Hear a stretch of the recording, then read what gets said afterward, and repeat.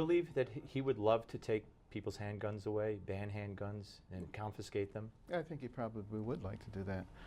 But we're not going to let that happen. I mean, the Second Amendment is so crucial. And, you know, I wrote about it pretty extensively in this new book. You know, it was Daniel Webster who said America would never experience tyranny because the people are armed. Let me take to Hillary for a second. And another thing you write about in your book, A Perfect Union, is executive orders. And of course, we've seen Obama and what he's done. Hillary has just announced that one of the things she would do to help control gun violence is use her executive orders. Isn't that refreshing? It's refreshing. But I'll say it again, I really don't think Hillary's going to be the nominee. Then why not? Because I think even the Democrats are smart enough to realize that that would be a disaster for them. And do you think, I mean, do you see Bernie Sanders? Do you think it's going to be Sanders, or do you think Biden gets in, it's Biden? I believe Biden will get in. If they're logical in any sense, I think that would probably be what they would do. And see, he's missed the debate, the next debate on CNN that they're going to have, or the first debate, but not too late for him? No, not by any stretch of the it would be under normal circumstances, but under these circumstances, he'll be welcome with open arms. I want to skip ahead to cut 12 in the control room if we can.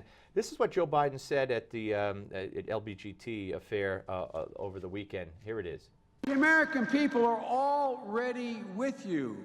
Look at the numbers. There's homophobes still left. Most of them are running for president, I think.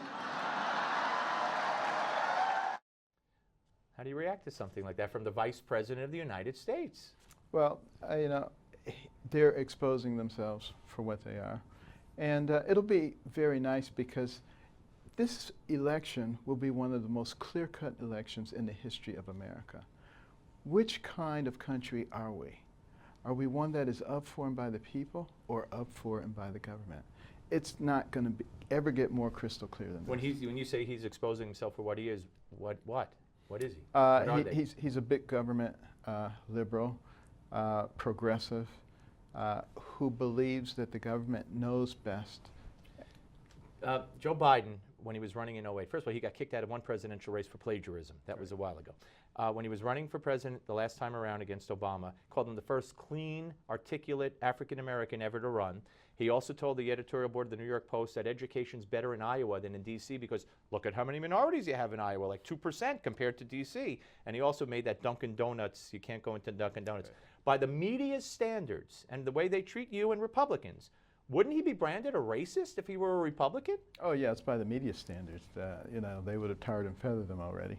But it's okay because, you know, it's going to all come out in the wash. And when we are able to be face-to-face in a debate and have an intelligent conversation, at least on one side, I think it will become very apparent to the people. If you're debating Joe Biden, if you get the nomination, he gets the nomination, would you bring up what I just said to you? Under the appropriate circumstances, definitely. Any criticism of you from your opponents, especially Trump again, is that you're a nice guy, but you're a doctor, that you don't have the temperament, that you've never negotiated a deal like he has, etc. How do you answer to that? I would say I've done a lot more things than he thinks I've done. Such as? You know, figure out how to do things in medicine that have never been done before. Started a national nonprofit, 9 of 10 of which fail. Ours is not only thriving in all 50 states, but has won major national awards that are only given to one philanthropic organization out of tens of thousands. Done that twice. And, you know, have served on corporate boards, Kellogg for 18 years, Costco for 16 years, Vaccinogen as the chairman of the board. Been involved in multitudinous things. Everybody seems to think that whatever they do is the thing that allows you to do everything. That's not what it is. What we need is somebody who knows how to solve problems. And you know, if he or anybody wants to sit down with me and talk about who has solved a lot of very complex problems that perhaps have never been solved before in their field, let's talk about that. Not to mention separating conjoined twins at the head, which it just blows me away. You'd have to deal with the Speaker of the House, whoever he or she may be, if you were President of the United States. Boehner is leaving. How do you feel about that, and who would you like to see? I know McCarthy is kind of the front runner, but he put his foot in his mouth with Benghazi and the committee, and Hillary's capitalizing on that. Who would you like to see as Speaker of the House right now? Well, I would like to see an open process, almost like a real campaign, where people get out there, talk about their vision for America, so that we can actually see what it is that they believe. And what are they willing to do? Let's not just blindly go through this process or say who is due next and put them up there. This is such an important time in our country. Are you happy with the leadership as it's been in the House and the Senate, but Boehner and McConnell? Well, you know, the good thing is that everything moves along. And, you know, it's time to move on. But, okay, so would you like to see McConnell follow Boehner out the door? I think it would not be an inappropriate thing to change leadership from time to time. Even though he just became the majority leader with the election victory last November. Well, you know, that I believe that the leader should be somebody that the followers want to follow. And it seems to me like a logical thing to do is to ask them. And who would you like to see? You have anybody in mind that you'd like to see as majority leader? I would like to see somebody that the Senate will follow along with enthusiasm. Okay, and be more of a conservative leader as well? I think we need a more conservative leader because the people over the last few elections have sent a number of people to Washington with the thought that things would change. The premise was that, yeah. And they haven't seen that happen. That's one of the reasons they're so frustrated. That's why people like myself are doing well.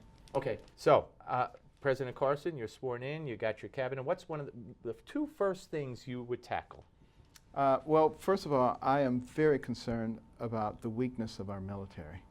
You know, our Navy is at its smallest level since 1917, the Air Force since 1940. We're losing personnel like crazy. Our generals are retiring. Our veterans are killing themselves at a rate of 22 to 23 a week. We have to shore up our military. If we don't get our military right, nothing else matters. And we've got to start working immediately upon our fiscal situation. It's a house of cards. It's about to collapse. The only reason we can sustain the level of debt we have is because we're the reserve currency of the world. We can print money, which we're doing in a very irresponsible way, which is just accelerating our demise. And, you know, when people come around talking about free college, I mean, that is the most absurd thing when we are on the brink of collapse financially. It's craziness. Yeah.